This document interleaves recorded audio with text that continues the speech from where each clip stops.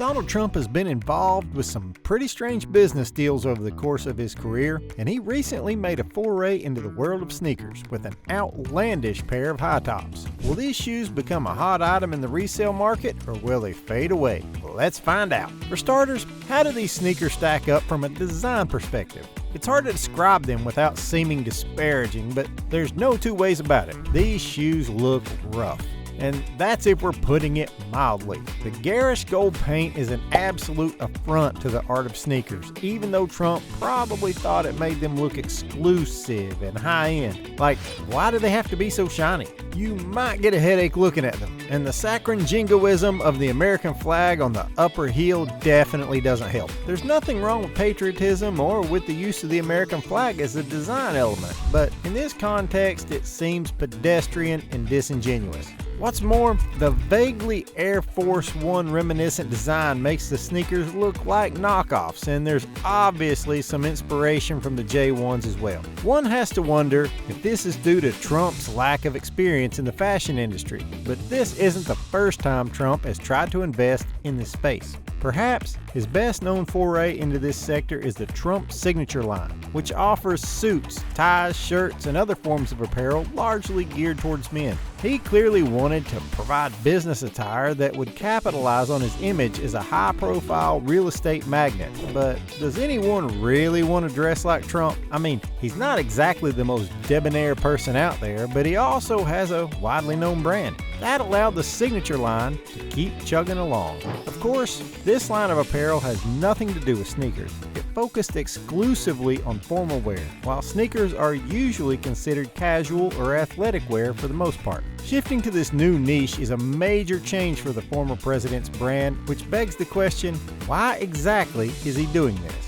Well, the timing of the release should tell you a thing or two. Simply put, Trump got slapped with an over $350 million fine recently, and he debuted the new high tops the very next day.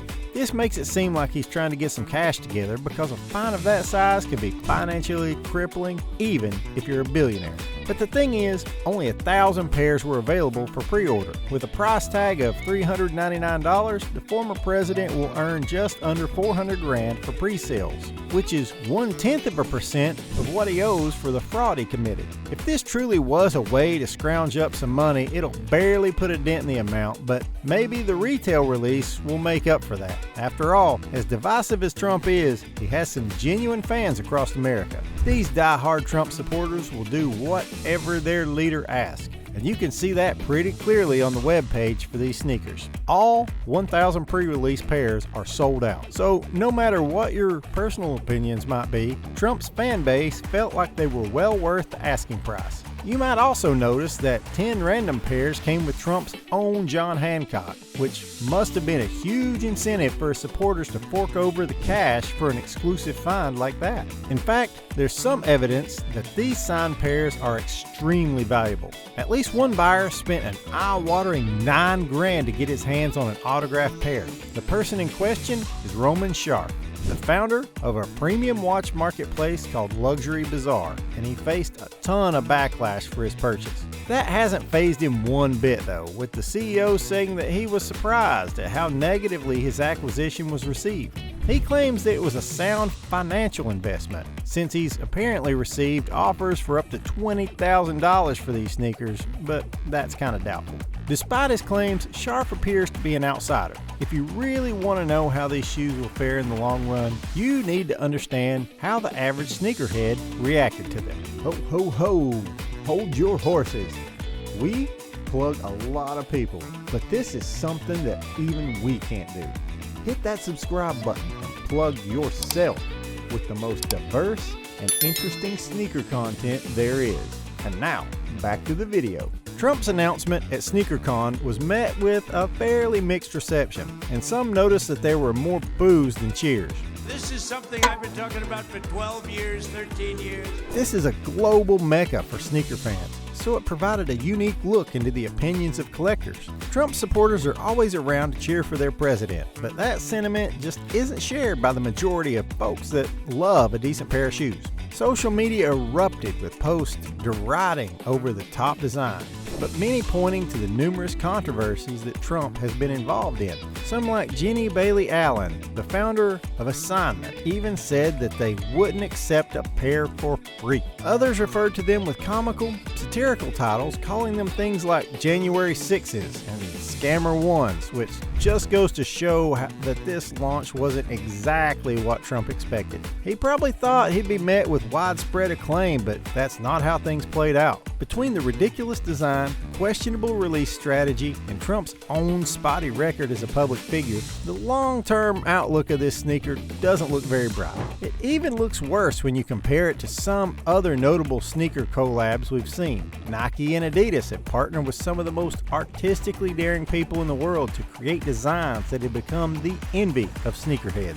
Just take a look at Virgil Abloh and Nike's Project The 10. The founder and CEO of Off-White knows how to imbue his apparel with luxury, so everyone expected a premium offering when he's collaborated with Nike. Sure enough, the line's debut was met with critical acclaim for its distinct takes on iconic silhouettes, inspired in no small part by Abloh's own affinity for some of Nike's classic products like the Air Jordan 1s. Two themes were present in his lineup, namely revealing and ghosting. For the first one, handcrafted vibes were the name of the game, resulting in reimagined Air Jordan 1s along with Air Maxes, Air Prestos, and a bunch of other offerings. For ghosting, Virgil brought the collection together with a spectral translucent upper, adding plenty of style and personality to the mix without sacrificing any of the design qualities that made these silhouettes unique. The speed with which this collection came out was also seriously impressive, taking just 10 months from conception to release. It's kind of unfair to compare them to Trump's atrocious golden shoes because Abloh's restraint and tasteful aesthetics simply blow the former president's design out of the water. The same goes for the Pata Tink, which really make Trump's shoes seem like the ugly, clunky, childishly designed pairs they are. You have the Pata Monarch, for example, with its pastel orange wave pattern dipping in and out of the breathable gray fabric of the upper. The revamped Air Max 95 released in 2018 is yet another representation of the Dutch streetwear brand's immense contribution to Nike's dominance in the 21st century. Now, you could say that Trump is a divisive figure, so a lot of the backlash might be coming from that. And yet, there are other controversial individuals that somehow manage to design shoes that anyone would be proud to own. Case in point, Kanye West. Have you ever met a sneaker fan that wouldn't love a pair of Yeezys? His collab with Adidas put the German brand on the map like never before, and he helped them deflate some of the monopolistic dominance held by the juggernaut that is Nike. The threat tying all of these collabs together is perhaps the presence of a genuine design sensibility. Definitely something Mr. Trump doesn't have. What a monstrosity. Unfortunately, Trump has fallen way short of the mark with his shameless money grab. There's just nothing good to say about these sneakers. Many of the people buying them see some value in them, but for real collectors, they won't even be a footnote in the history of sneakers. Sure, there's one example of a signed pair having some resale value, but that's an outlier. As it currently stands, Trump sneakers are arguably the worst designed pair we've ever seen. So there you have it, folks. What do you think about Trump sneakers? Let us know in the comments below. That's all for now. See ya!